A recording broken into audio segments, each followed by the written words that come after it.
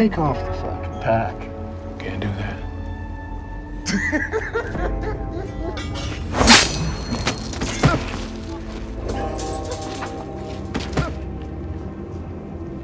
Get up!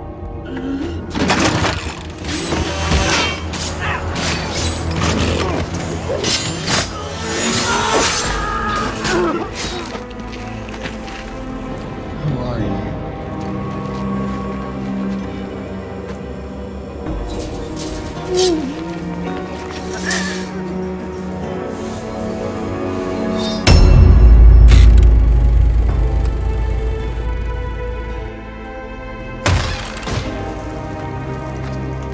Halo guys, selamat datang kembali di Ras Cinema. Pada kesempatan kali ini, kita akan membahas sebuah film yang berjudul The Book of Eli. Film ini menceritakan tentang seorang pria yang melindungi sebuah buku suci pemegang rahasia untuk menyelamatkan umat manusia dari peperangan besar yang akhirnya menyebabkan hampir punahnya umat manusia di masa depan. Tanpa basa-basi lagi, langsung saja kita simak alur ceritanya. Been here for 2 years. Won't happen again, I promise you. You raised your hand at him. Guess you can.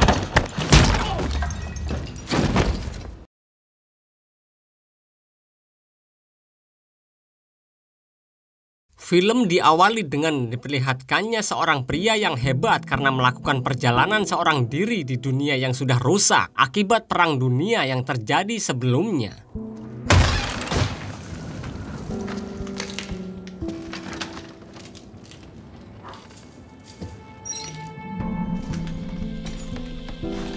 Pria ini bernama Eli.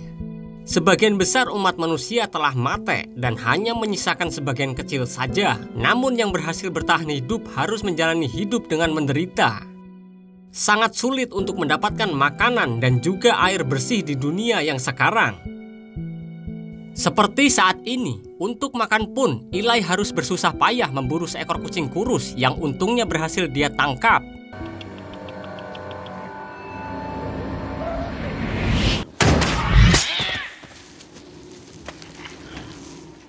Ketika malam hari tiba, Eli mulai memanggang daging kucing tadi untuk makan malamnya. Masalah makanan bisa teratasi sedikit dengan daging kucing tersebut. Namun masalah air minum, Eli benar-benar kesulitan. Terlihat persediaan air di botol minumnya sudah sangat sedikit, tetapi Eli tetap bertahan sembari mendengarkan musik. Dia pun mengasah parangnya. Kemudian, tidak lupa Eli membersihkan dirinya dengan menggunakan tisu-tisu basah. Karena untuk minum pun sudah susah apalagi untuk mandi. Setelah itu, Eli mengeluarkan sebuah buku tebal dan dia dengan fokus membacanya. Pagi harinya, Eli pun terbangun dari tidurnya karena terbias sinar matahari. Di situ dia melihat pemutar musiknya sudah kehabisan daya. Lalu, Eli pun melanjutkan berjalan sejauh mungkin hingga di tengah perjalanannya dia bertemu dengan seorang wanita yang meminta tolong. Terlihat wanita itu memohon supaya Eli jangan menyakitinya dan wanita itu seperti tidak berdaya. Kemudian wanita itu meminta Eli untuk membantu memperbaiki roda trolinya. Namun Eli merasakan ada hal yang janggal. Benar saja, segerombolan penjahat pun keluar dari persembunyiannya. Para penjahat tersebut menginginkan isi tas Eli yang mungkin saja di dalamnya ada stok makanan. Tetapi Eli tetap bersikeras tidak mau menyerahkan tasnya kepada para penjahat itu. Kemudian terlihat salah satu penjahat langsung membentak Eli dan mendorong sedikit tubuh Eli. Eli yang kesal pun mengatakan jika kau menyentuhku lagi, maka kau tidak akan mendapatkan tanganmu kembali. Mendengar perkataan Eli barusan, pria tersebut justru tertawa dan nekat mendorong kembali Eli sampai akhirnya dia tidak sadar karena tangannya telah putus akibat tebasan kilat dari parang Eli.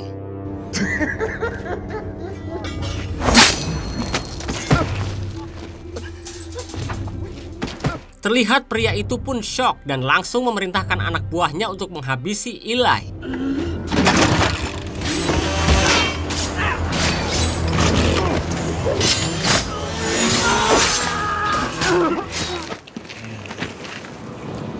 are you?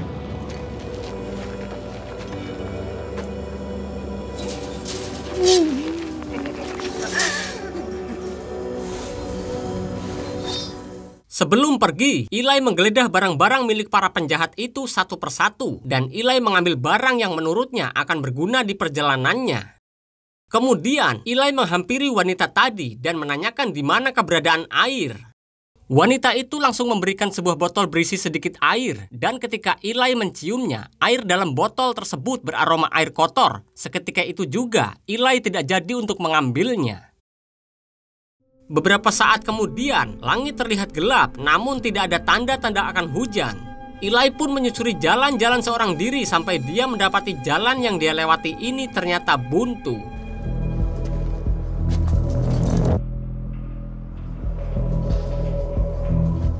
Dari atas jalan itu, Eli melihat sepasang suami istri yang sedang berjalan.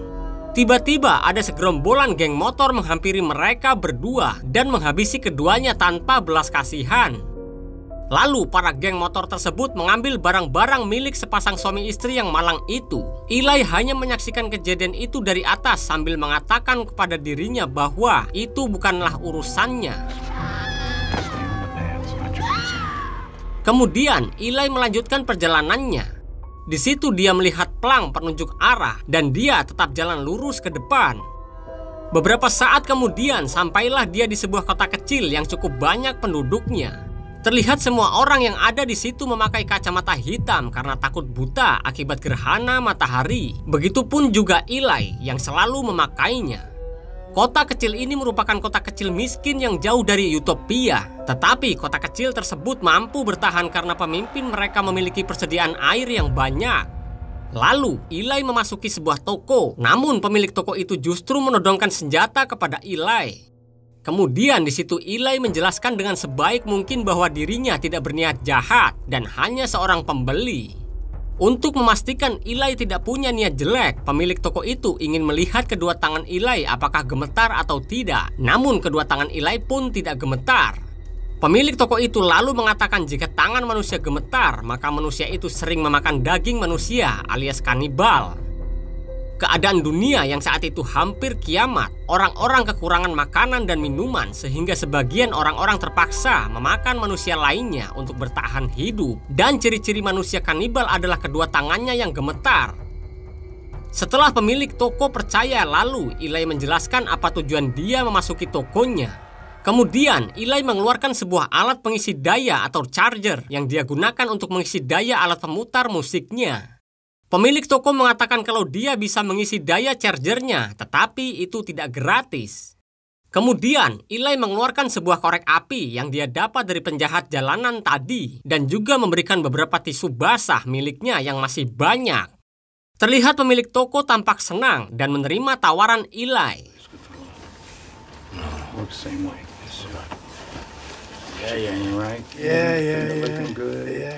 Sembari menunggu alat pengisi dayanya diisi, pandangan Eli tertuju pada seberang jalan karena mendengar suara gaduh yang ternyata segerombolan geng motor tadi datang ke sebuah bar di seberang jalan.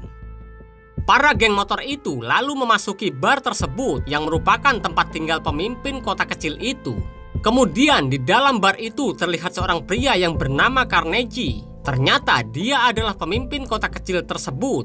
Dia tampak sedang membaca sebuah buku. Lalu seorang pria yang bernama Redridge menghampiri dan memberitahunya bahwa para geng motor membawakan sesuatu untuk dirinya. Mendengar hal itu, Carnegie langsung mengatakan kalau para geng motor itu diminta untuk menemuinya sekarang juga. Kemudian Redridge mempersilahkan ketua geng motor tersebut untuk menemui Carnegie. Lalu ketua geng motor itu yang bernama March menemuinya dan mengeluarkan isi tasnya. Ternyata semua isi tasnya adalah sebuah buku. Tetapi setelah dilihat, Carnegie mengatakan kalau buku yang dia cari tidak ada di situ. March pun terlihat bingung karena dia tidak tahu bagaimana bentuk buku yang Carnegie inginkan. Kemudian March mengeluarkan sebuah botol kecil yang ternyata itu adalah sebuah sampo. Melihat itu, Carnegie sedikit senang karena sampo adalah salah satu benda yang sudah punah di bumi ini. Sebagai imbalannya, karena March telah memberikan sebuah benda yang bermanfaat, Carnegie mempersilahkannya dan para anak buahnya untuk makan dan minum sepuasnya di bar miliknya. Tetapi Carnegie juga mengingatkan agar Marge tetap mencari sebuah buku yang dia inginkan. Di seberang jalan, Eli yang masih memperhatikan bangunan itu kemudian bertanya kepada pemilik toko apakah di bar itu ada air. Pemilik toko menjawab tentu saja ada jika Eli mempunyai sesuatu untuk ditukar. Mendengar hal itu, Eli pun langsung bergegas pergi ke bar tersebut karena persediaan airnya saat ini sudah menipis. Lalu terlihat saat ini Carnegie sedang membilas rambut istrinya yang bernama Claudia. Dia memberikan sampo yang tadi diberikan oleh Marge. Di saat yang bersamaan, Eli memasuki bar dan menghampiri bartender untuk membeli air. Lalu bartender tersebut memeriksa tangan Eli terlebih dahulu. Setelah dirasa aman, Eli pun langsung mengeluarkan botol minumnya dan beberapa barang seperti sorban dan sarung tangan kulit yang akan dia barter dengan air. Sembari Eli menunggunya, ada seekor kucing yang menghampirinya dan Eli pun mencoba untuk mengusirnya dengan baik, namun kucing itu justru meraung. Lalu si bartender tergiur dengan sarung tangan Eli dan memanggil seorang wanita yang bernama Solara untuk segera mengisi botol air Eli. Tampaknya Carnegie ini mempunyai sumber mata air bersih di tempatnya. Karena bisa dilihat Solara hanya perlu mendatangi penjaga air dan mengisikan botol airnya Eli. Kembali ke Eli, dia dihampiri oleh Marge dan dia ingin mencari masalah dengan beralasan dia melihat bahwa Eli telah mengusir kucing kesayangannya. Namun Eli berusaha tidak termakan perkataan Marge. Di situ Eli mengatakan kalau dirinya tadi mengusirnya secara baik-baik, tetapi Marge semakin menjadi-jadi yang membuat Eli sangat emosi. Won't happen again, I promise you. You raised your hand at him. Guess you can. Ketika Eli akan meninggalkan bar karena dia tidak mau terlibat masalah lebih jauh, semua anggota geng motor Marge pun berdiri dan mencegat Eli pergi. Karena tidak punya pilihan lain lagi, Eli pun segera mengeluarkan parangnya. Dan tanpa rasa takut, Eli menghabisi para geng motor itu satu persatu.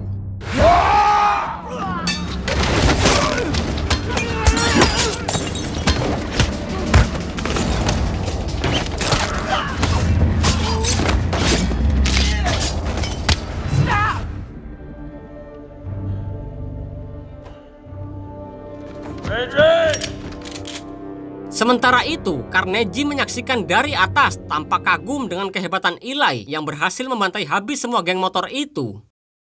Eli pun diajak untuk menemui langsung kepada Carnegie. Di situ Carnegie penasaran dengan sosok Eli ini. Lalu Carnegie bertanya kepada Eli apakah dirinya suka membaca. Dan Eli pun menjawab, "Iya, aku membaca setiap hari." Kenapa Carnegie menanyakan hal tersebut pada Eli? Karena mengingat di dunia sekarang ini, orang yang bisa membaca itu bisa dikatakan sangat langka. Bahkan di kota kecil ini hanya Carnegie seorang yang dapat membaca. Mendengar Eli yang bisa membaca, Carnegie semakin tertarik dengannya dan dia menawarkan kenyamanan kepada Eli.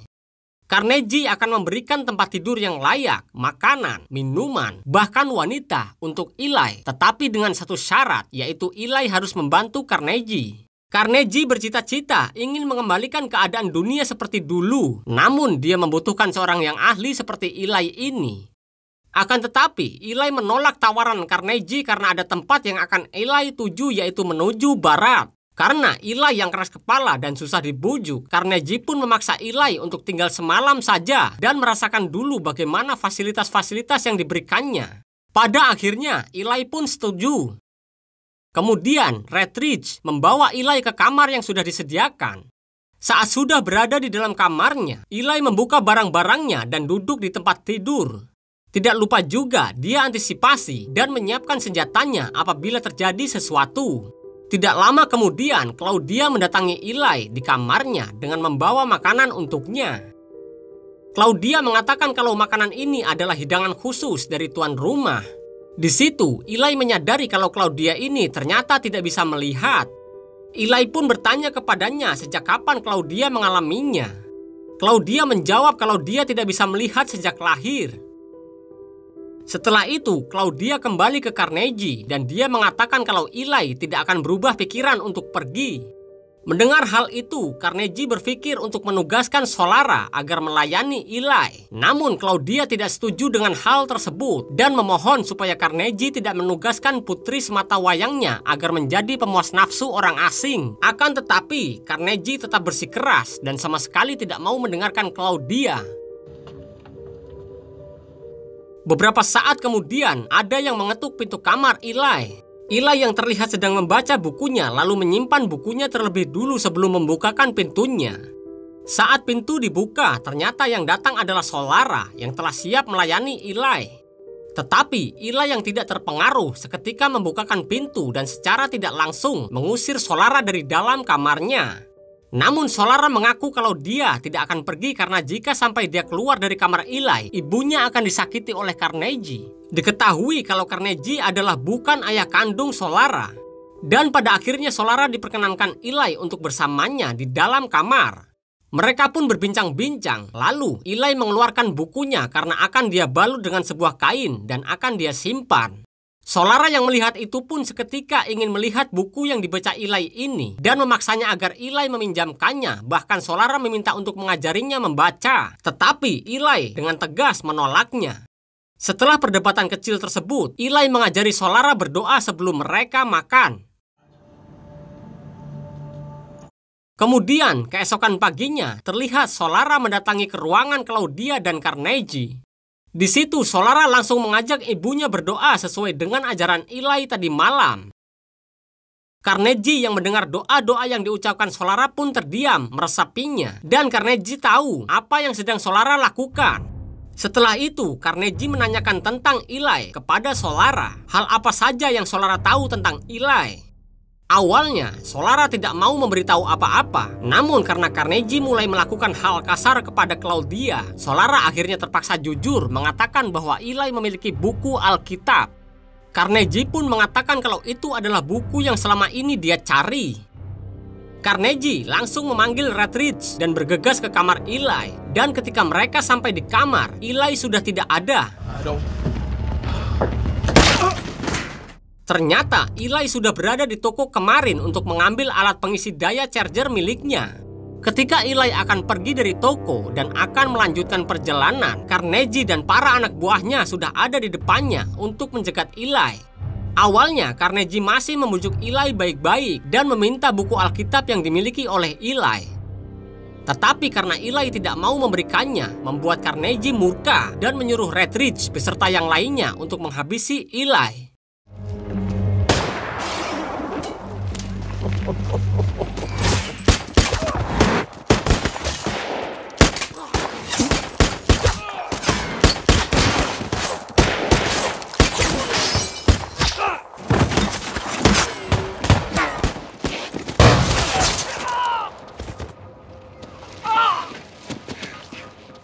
Setelah dirasa Eli sudah aman, dia pun melanjutkan perjalanannya dan pergi meninggalkan kota itu. Ratridge yang masih berdiri tegap di belakang seketika dia terdiam dan tidak menembaki Eli lagi.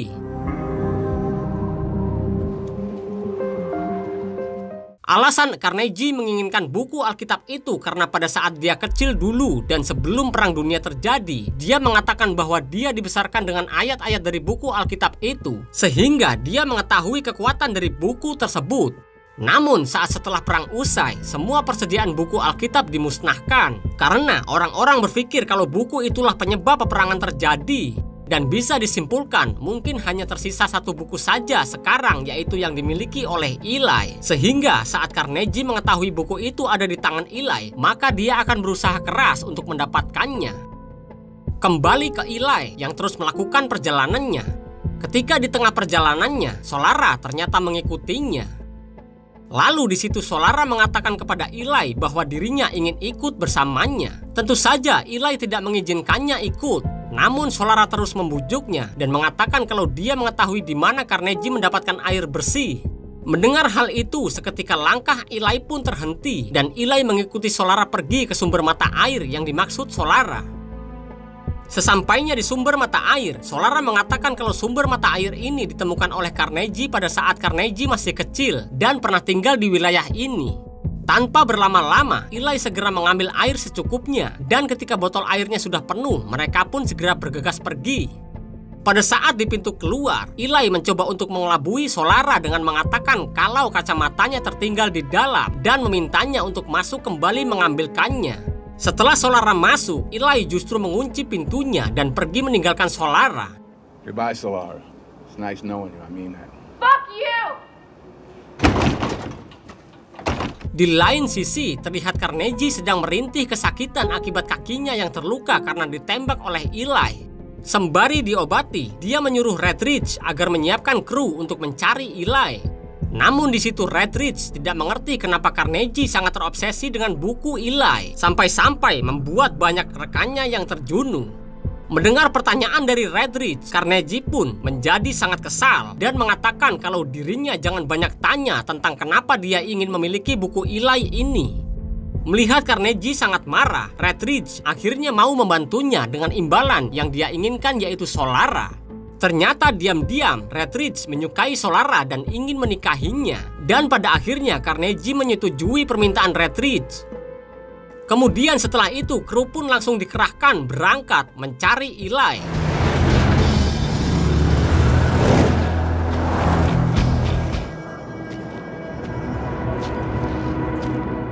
Sementara itu, terlihat Solara berhasil meloloskan diri dan dia memutuskan untuk tetap menyusul Eli. Ketika di tengah perjalanannya, dia bertemu dengan seorang wanita penipu yang sempat menipu Eli. Lalu Solara mendatanginya dan wanita itu menyuruh Solara untuk segera pergi dari situ, namun sudah terlambat. Tiba-tiba dua orang pria muncul karena mereka telah mendapatkan mangsa seorang wanita.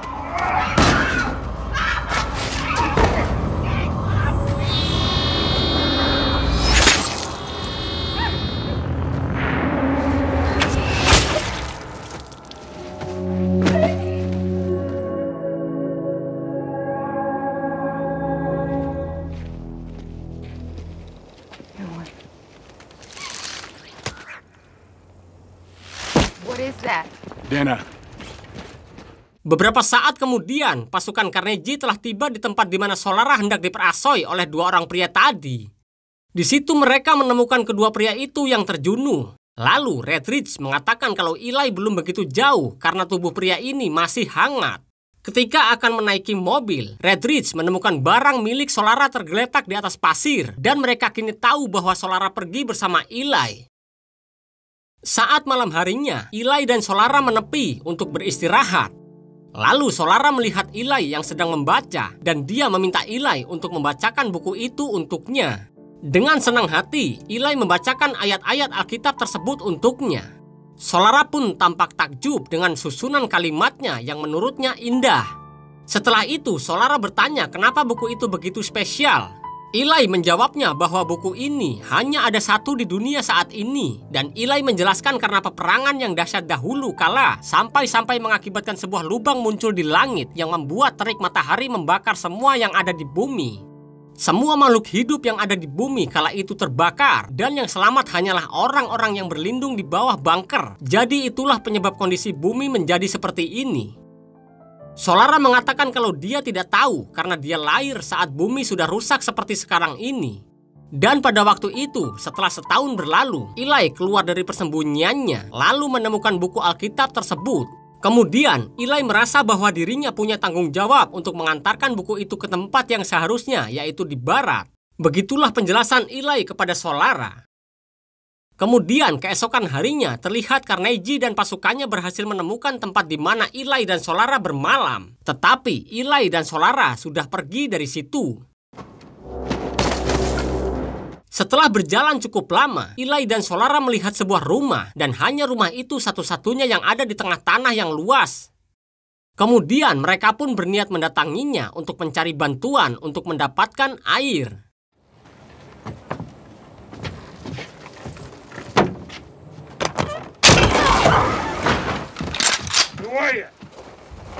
Travelers, that's all.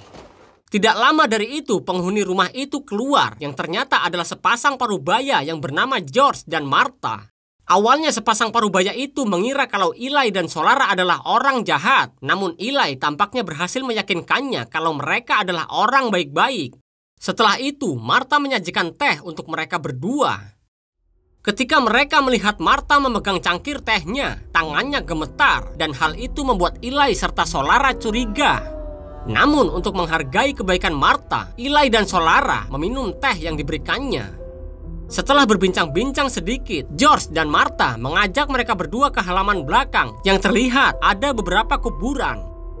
George mengatakan bahwa itu adalah kuburan para penjahat yang datang ke rumah mereka dan mencoba menyakiti mereka. Tetapi Eli dan Solara menduga dan tahu kalau yang dikubur itu adalah korban dari mereka. Sebab tidak mungkin kalau sepasang parubaya seperti George dan Martha bisa-bisa bertahan hidup sendirian di tengah tanah yang luas ini. Eli dan Solara tidak akan termakan jebakan tersebut. Ketika Eli kembali ke dalam, dia langsung menodongkan senjatanya kepada mereka berdua dan langsung pamit segera pergi dari rumah itu. Namun ketika akan pergi meninggalkan rumah tersebut, mereka melihat ada beberapa mobil yang ternyata adalah gerombolan pasukan Carnegie yang datang.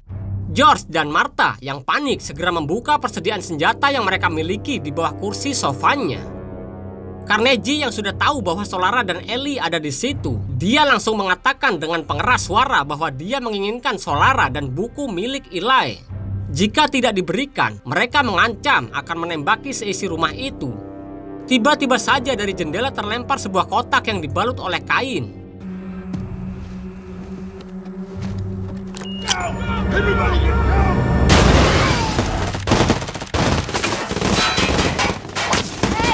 You know that voice you heard? What about us?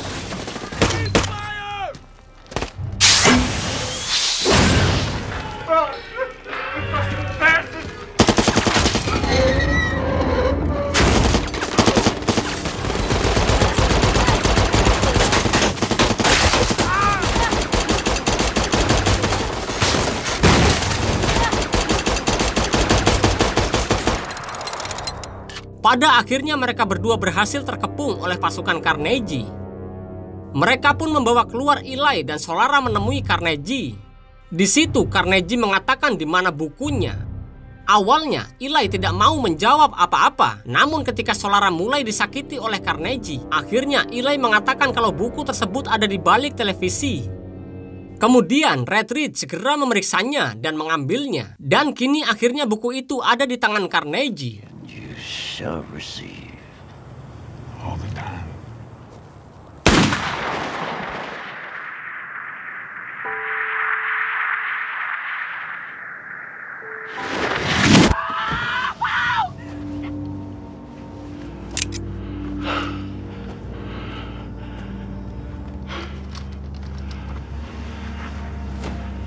What did I tell you?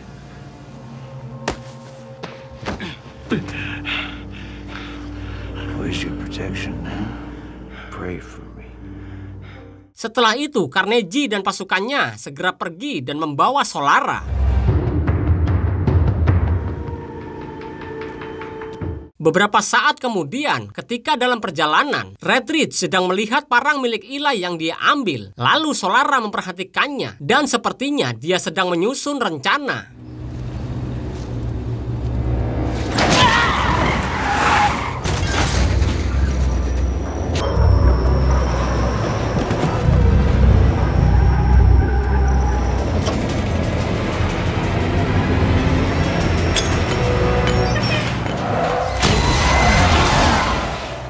Lalu Solara segera bergegas masuk ke dalam mobil dan terlihat Redridge sudah tidak berdaya akibat tertusuk parang milik Eli saat mobil mereka terguling tadi. Setelah itu, Redridge menarik parang yang tertancap pada tubuhnya dan dia keluar dari mobil, lalu duduk berlutut seolah memohon kepada Carnegie untuk membiarkan Solara pergi. Solara pun segera bergegas pergi dari situ dan Carnegie tidak berusaha mengejarnya karena bahan bakar mobilnya saat ini sudah menipis. Terlihat Solara kembali ke rumah George dan Martha, namun Eli sudah tidak ada di situ. Tidak menyerah, Solara segera pergi ke arah barat dan berharap Eli sedang dalam perjalanan. Dan benar saja, Eli tampak sedang berjalan dengan lemah. Solara pun langsung turun dari mobil dan menghentikannya serta memberinya minum. Kemudian, mereka pun melanjutkan perjalanannya menggunakan mobil. Saat dalam perjalanan, Solara meminta maaf kepada Eli karena akibat dirinya, Eli harus kehilangan buku Alkitab berharganya. Namun, Eli mengatakan kalau itu bukanlah kesalahan Solara, dan saat ini, Eli menganggap Solara adalah sahabat baiknya. Di sisi lain, terlihat Carnegie yang sudah mendapatkan buku Alkitab itu tidak sabar ingin segera membuka buku tersebut.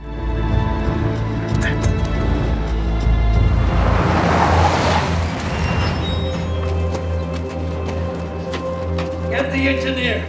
Karena buku itu dikunci dan Carnegie tidak bisa membukanya, setibanya Carnegie di rumahnya, dia pun segera meminta seseorang yang ahli agar bisa membuka buku tersebut. Kembali ke Eli, kini mereka berdua telah sampai di sebuah jembatan yang sudah rusak yang mengharuskan mereka berjalan kaki.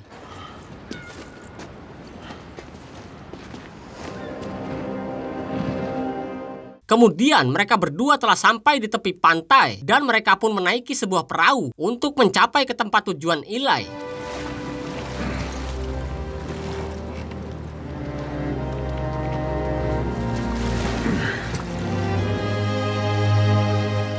Sesampainya di tempat itu, terlihat para penjaga mencegatnya.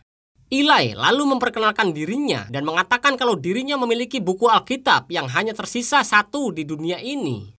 Beberapa saat kemudian, Eli dan Solara disambut dengan baik oleh seorang pria parubaya dan diajak memasuki ke sebuah tempat yang ternyata adalah sebuah museum dan percetakan buku yang telah hilang. Tujuan Eli untuk datang ke situ adalah agar buku Alkitab yang selama ini dia pelajari bisa diperbanyak dan disebarkan kepada banyak orang. Tetapi bagaimana bisa? Karena buku Alkitab tersebut sudah diambil oleh Carnegie. Lalu di tempat lain terlihat Carnegie sangat senang karena buku itu telah berhasil dibuka oleh seorang ahli. Dengan perasaan senang, Carnegie segera membuka buku itu dan betapa terkejutnya ketika dia melihat buku itu ditulis dengan huruf timbul yang hanya bisa dibaca oleh seorang tunanetra saja. Kemudian Carnegie memanggil Claudia untuk segera membacakan buku itu. Claudia pun mencoba untuk membacanya dengan merasakannya pada tangan halusnya. Ada senyuman bahagia yang terukir di wajah Claudia. Sepertinya Claudia bisa membacanya, namun dia tidak berniat memberitahukan isi dari buku itu kepada Carnegie. Karena Claudia sudah tidak takut lagi pada Carnegie. Dengan kondisi Carnegie yang sekarang, tidak ada lagi orang yang takut kepadanya. Bahkan semua anak buahnya pun tidak akan ada lagi yang menghormatinya. Lalu terdengar suara kegaduhan di luar, dan Carnegie segera melihatnya. Carnegie tampak terkejut dan syok melihat bagaimana kekacauan yang terjadi saat ini di dalam barnya. Orang-orang di situ mulai merampok seluruh isi di bar miliknya. Kini sudah tidak ada yang takut dan tidak memperdulikan Carnegie lagi.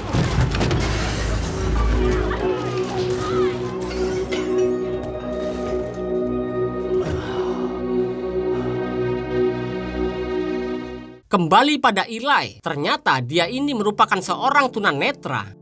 Solara pun tidak menyangka bahwa seseorang yang tidak dapat melihat tapi begitu hebat dalam melawan musuh-musuhnya.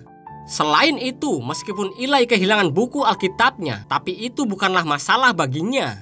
Karena selama 30 tahun lamanya, setiap hari Eli selalu membaca buku tersebut dan membuat dirinya mampu menghafal dengan baik seluruh ayat-ayat dari Alkitabnya itu. Lalu dia pun meminta pria parubaya itu untuk segera menulis sama persis apa yang dikatakan Eli, kata demi kata, kalimat demi kalimat dari Alkitabnya. Hari demi hari, Eli terus mengabdikan dirinya untuk mendikte isi dari bukunya. Hingga akhirnya pria parubaya itu berhasil mencetaknya dan menjadikannya buku yang utuh kembali. Beberapa waktu kemudian terlihat Solara mengunjungi makam Eli yang ternyata sudah meninggal dunia setelah menunaikan tugasnya, dan Solara pun berpamitan untuk melakukan perjalanan kembali pulang ke rumahnya dan menyelesaikan sesuatu yang belum dia selesaikan.